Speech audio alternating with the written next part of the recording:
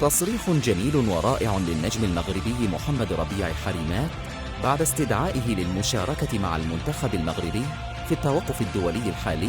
فرجة ممتعة. بطبيعة الحال تكون واحد الفرحة كبيرة بالنسبة ليا.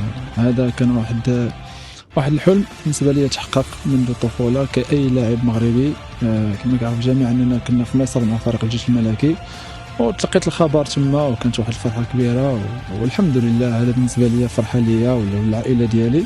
والحمد لله كنتمنى أن نقدم الإضافة للفريق الوطني في وسط اللاعبين الكبار إن شاء الله الرحمن الرحيم. والحمد لله كانت واحد الأجواء اللي هي زوينة في وسط مجموعة من اللاعبين الكبار.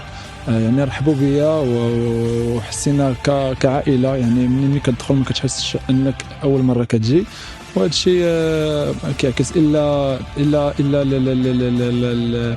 الخلق ديال اللاعبين اللي كاينين. وديجا حنا كنعرفوا بعضياتنا، كاينين لاعبين اللي لعبنا اونصومبل يعني في البطوله الوطنيه. يعني ما كاينش، ما تلقاش مشكل، بالزربه غادي ندخل في الاجواء. وهذا الشيء اللي كاين هنا في المنتخب الوطني المغربي.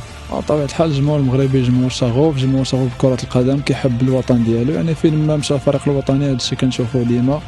الجمهور الا هو كيحج بكثره، وانا كنبغي نشكرهم من هذا المنبر على لو سوتيان ديالهم اللاعبين، وكنبغي نقول لهم انهم يزيدوا يساندوا الفريق ديالهم. ان شاء الله كاين واحد المزيج من اللاعبين الشباب دابا ولاعبين ديال ذوي الخبره. يعني